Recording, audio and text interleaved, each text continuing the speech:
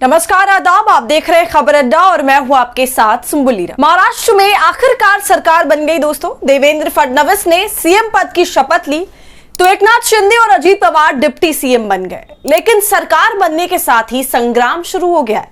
साथ ही शिंदे और अमित शाह को लेकर उद्धव ठाकरे के सामना पत्र में एक ऐसा दावा, एक ऐसा खुलासा किया गया है कि अब चर्चा तेज हो गई है। और भाजपा, जिसका जब किसी से मन उचाट हो जाए, मतलब निकल जाए, तो उसके बाद वो थोड़ा भी किसी को भाव तक नहीं देती, चाहे वो गिड़गिड़ा क्यों ना ले।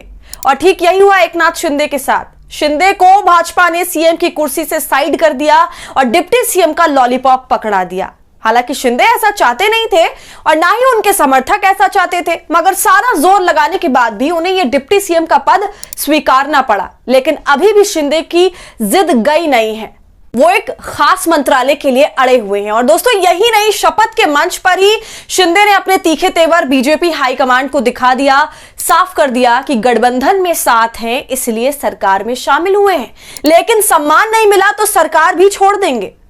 तो जिस तरह से शपथ ग्रहण कार्यक्रम में शिंदे ने फडणवीस से दूरी बनाए रखी, उससे एक बात तो साफ हो गई है कि महाराष्ट्र चुनाव के नतीजों के बाद से ही महायुति में जो खींचतान मची हुई थी, वो सरकार बनने के बाद और बढ़ गई है।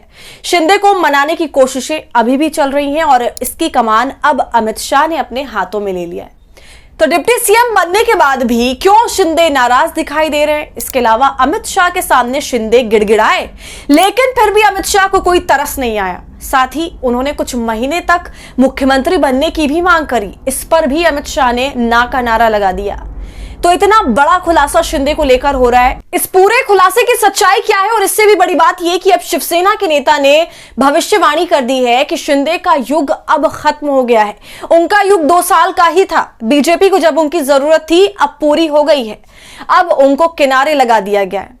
दोस्तों, इन सभी पहलुओं पर आज इस वीडियो में चर्चा करेंगे, तो वीडियो को आप पूरा देखिएगा। तो महाराष्ट्र में आखिर हो क्या रहा है? शिंदे ने मुख्यमंत्री बनने के लिए एड़ी चोटी का जोर लगा दिया, नाराजगी जता दी, मीटिंग छोड़कर कैंसिल करके चले गए अपने गांव, यहां तक कि बीमार भी पड़ गए, जिसके लिए उन्हें हॉस्पिटल जाना पड़ा।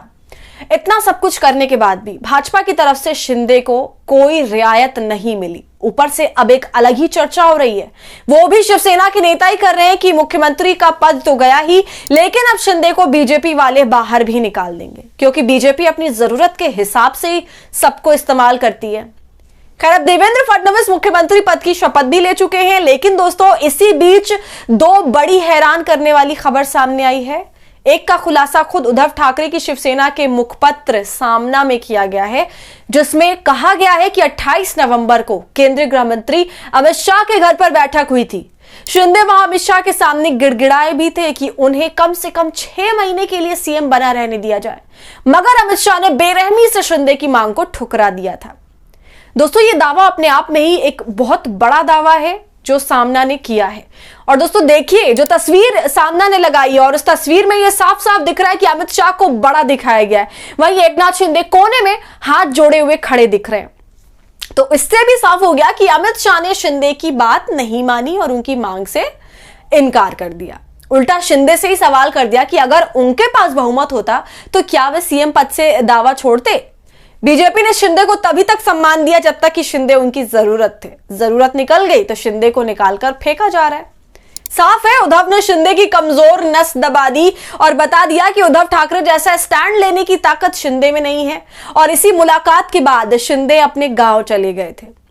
शिवराज सिंह चौहान की तरह ही शिंदे के साथ भी भाजपा ने खेला कर दिया और दोनों का ही मुख्यमंत्री बनने का सपना टूट गया। और अब देखिए, शिवसेना यूबीटी के सांसद संजय राउत ने शिंदे को लेकर क्या भविष्यवाणी की थी, जो अब सच भी हो गई है। उन्होंने कहा था कि शिंदे का युग खत्म हो गया है, ये सिर्फ 2 साल के लिए थे, उनका उपयोग अब खत्म हो गया है और उन्हें किनारे कर दिया गया है। शिंदे फिर कभी इस राज्य के सीएम नहीं बनेंगे। बीजेपी शिंदे की पार्टी को भी तोड़ सकती है। राजनीति में बीजेपी की हमेशा से यही नीति रही है, जो उसके साथ काम करेगा उसकी पार्टी को तोड़ेंगे और खत्म करेंगे। देवेंद्र फडणवीस ही राज्य के सीएम होंगे। आज से उनके पास बहुमत है, लेकिन इसके बावजूद वो 15 दिनों तक सरकार नहीं बना पाए। इसका मतलब है कि कुछ गड़बड़ है और ये अपने स्वार्थ के लिए एक साथ आए हैं।